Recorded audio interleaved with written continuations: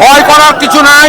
ভোটাধিকার সকলের থাকবে, ভোট অধিকার কেউ কেড়ে নিতে পারবে না। ভোট চোর, ভোট চোর, ভোট চোর, গদ্দি চোর ধ্বনিতে মুখরিত কালিয়াচক। ভোট চুরি হচ্ছে, 2 নম্বরে হচ্ছে একটা মানুষের 4টা জায়গা ভোটার আইডি, আর ইলেকশন কমিশন এখনো অবধি কোনো জবাব দিতে পারেনি। আমাদের রাহুল গান্ধীজি ইন্ডিয়া অ্যালায়েন্স প্রতিবাদ করেছে বিহারে, আর ওর প্রতিবাদ হওয়ার পরে আধার কার্ড বাতিল করার চেষ্টা করছিল মোদী সরকার, কিন্তু রাহুল গান্ধী বলা মিছিল করার পরে এখন সুপ্রিম কোর্ট বলেছে আধার কার্ড চলবে, আধার কার্ড এখন আমাদের ইলেকশন আবার চলবে।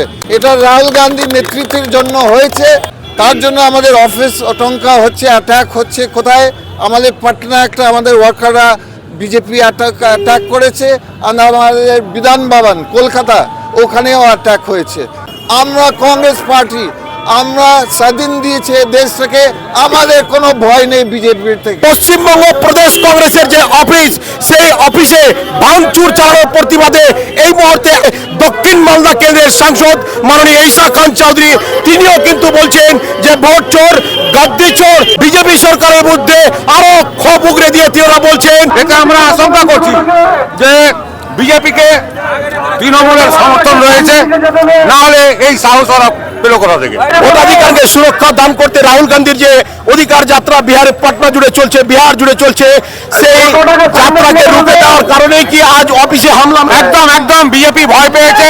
বিজেপির নরেন্দ্র মোদী এবং ইলেকশন কমিশনার যে ভোট চুরি করেছে তার প্রমাণ রাহুল গান্ধী বেরিয়েছে। চোর, গাদ্দি চোর, এই প্রশ্নের উত্তরে তিনি বললেন যে ভোট চোরের যে কাজ, সেই কাজ কিন্তু বিজেপির দ্বারাই কিন্তু হয়েছে, আর সেই পরিপ্রেক্ষিতে রাহুল গান্ধীর যে অধিকার যাত্রা, সেই যাত্রাকে লক্ষ্য করে প্রদেশ কংগ্রেসের কার্যালয়ে কিন্তু সরাসরি হামলা। এই যে ভোটাধিকার, এটা একেবারে সাধারণ মানুষের অধিকার, এই অধিকার থেকে বঞ্চিত করার প্রক্রিয়া কি চলছে আপনি মনে করছেন?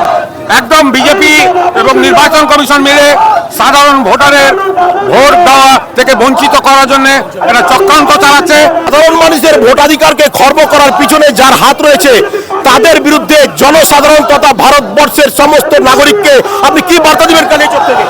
ভয় করার কিছু নাই, ভোটাধিকার সকলের থাকবে, ভোট অধিকার কেউ কেড়ে নিতে পারবে না। বিশেষভাবে তারা বিক্ষোভ মিছিল এই মুহূর্তে কিন্তু তারা প্রদর্শন করলেন। আপনারা দেখছেন সরাসরি কালিয়াচক ব্রেকিং নিউজ চ্যানেলের মাধ্যমে ভারতবর্ষের সেই রাহুল গান্ধীর অধিকার যাত্রার পরপরে প্রদেশ কংগ্রেসের কার্যালয়ে হামলার পরপরে এসআইআর নিয়ে রাহুল গান্ধীর একটা পদক্ষেপ, তারপরে কিন্তু কালিয়াচক, সেই কালিয়াচকের বিশাল এলাকা জুড়ে সে কিন্তু বিক্ষোভ মিছিল আপনাদের সামনে আমরা তুলে ধরলাম। আপাতত এই পর্যন্তই। কালিয়াচক ব্রেকিং নিউজ চ্যানেলের পক্ষ থেকে সকলকে জানাই অসংখ্য ধন্যবাদ।